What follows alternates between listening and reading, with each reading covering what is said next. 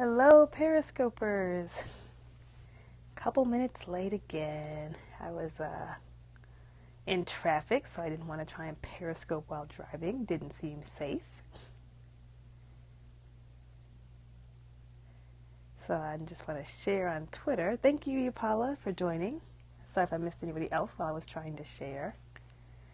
LA133, thank you for joining us. Veronica Joy, thank you. I'm going to clean my camera for a second. There. A little better? A little better. Thank you for joining. Hello, Thoughts 39th. Thank you for joining us.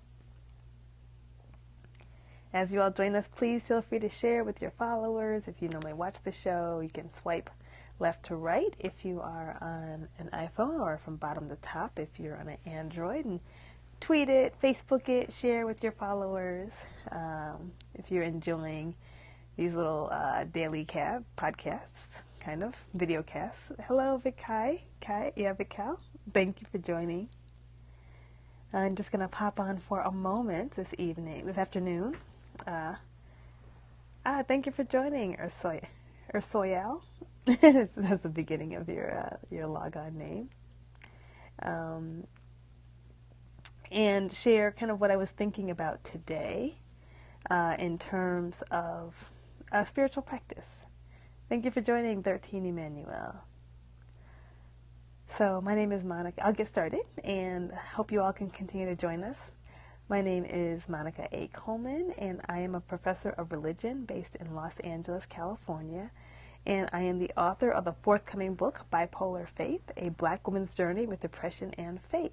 The book drops July 1, but people are telling me if you pre-ordered, the book is already in the mail, which is so exciting. You can also order at your from Amazon, Barnes & Noble, your local bookseller.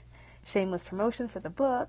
And I just come on to Periscope once a week, every weekday, and I talk about the questions that I get asked more than anything else. And those questions are, what are my spiritual practices, and how do I live faithfully with a depressive condition? Yes, I do know UCLA. And today, if you saw the heading, I'm talking about accountability. And I don't think I talked about accountability before, although I've talked about it in different ways. I was first introduced to the spiritual practice of accountability when I was in Campus Crusade for Christ. And there they talked so much about, I talked a lot about at Campus Crusade, how important it was to be accountable to somebody else. And this was not language that was used in the black church that I grew up in. And I'm not sure it's used even now in the same way. But that there were people you talked to. You had a spiritual partner or a friend or a discipler, but somebody you would talk to about what your spiritual goals were and your spiritual practices, and they would check in on you and see how you were doing and help you to meet the goals that you have. And they use this language a lot in business as well, in nonprofit world about keeping your grants and being accountable. And usually it's used in that negative sense, like financial accountability, right? Or moral accountability, like somebody to make sure you're doing what you're supposed to do. But I was introduced to it as like, this is a partner who cares about you and is walking with you and is helping you to be who you want to be and helping you to be who God wants you to be and checking in with you to see how it's going. And so I thought about that today because I am part of a online summer workout group, right? And we all kind of work with the same coach in very, very unstructured ways. But every day there's a different thing to kind of post. Mondays you might post what you're eating, and Tuesdays you're working out. You post something you're working out. Wednesdays you post something else. And just seeing those little things come up on my Facebook page and in this group is a kind of accountability for me. It's like, hey, I got to make sure I have something to contribute. I need to make sure I'm on my game. I'm tired today. I don't feel like working out, but I got to make sure I'm doing something because they're looking for my post. They're saying, hey, how are you doing? Checking in. How's it going? And that's such an important spiritual practice that not all of us learn in our faith traditions, and I think it's so important for those of us who live with mental health challenges, is to check in with somebody, right? And not just like, hey, I'm alive, I'm okay, which is good and which is important, but also someone who's checking in to say, kind of hold you accountable. Are you working on that thing you said you were working on? How can I help you with that? What steps can I do to help you take the steps you need to take to do something you want to do? Because being disciplined and sticking to a goal and changing and doing something you want to do, if it's improving or growing, that stuff is hard. And I like how in Christian traditions Jesus had disciples. It wasn't like he was on this solo mission, or the disciples were on this solo mission. Even when they went out preaching and sharing and healing, they went out in twos. They didn't go out by themselves. And I think sometimes we have this idea that we can do this religious, spiritual life thing by ourselves. But, we can't. Like, we find that we can't. It doesn't go that well when we do it that way. That it really is meaningful and important to have someone to walk with, and someone who says, hey, how are you doing in that? And how can I support you in the goals that you have set for yourself? And there are all types of ways of doing this. I have friends who've done this and gathered people together with vision boards and check in every 3 months. Like, hey, how is that going? People often do it with exercise.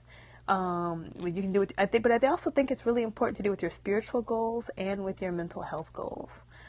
Hey, you need to work out every day. How you doing on that? I'm just checking in every day for 2 weeks or for however long.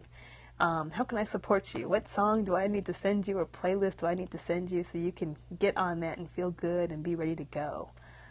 Whatever it might be. And I think there's so many important models of that in religious traditions, that even though there are periods of withdrawal and of being alone and of meditation, that they're balanced by longer seasons of partnership and of being in a group, and whether they're followers or disciplers or junior priests or whatever it might be, that we're not meant to do this alone. And because we can't, we actually need someone to check in and say, how are you doing on that?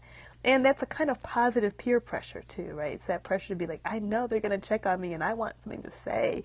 I got to have a report. I've got to be on it. That keeps me from slacking on this day or that day.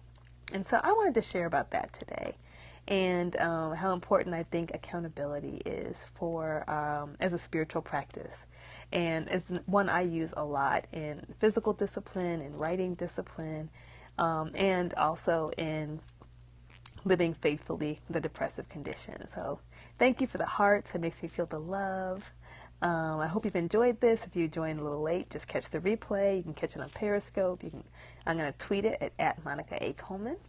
So again, my name is Monica A. Coleman. I'm a professor of religion. I'm based in Los Angeles, California, and I am the author of the forthcoming book, Bipolar Faith, A Black Woman's Journey with Depression and Faith. And so if you're enjoying this, just use the hashtag Bipolar Faith. You can follow the hashtag Bipolar Faith and see what's going on. I'll be touring, and if you're in the U.S., coming to a city near you soon, I hope. And I will see you again tomorrow at 4:30. Plus 4:30 Pacific time. If you're in a different time zone, I'll still be jumping in around that time. And I look forward to chatting with you. Many blessings. Take care.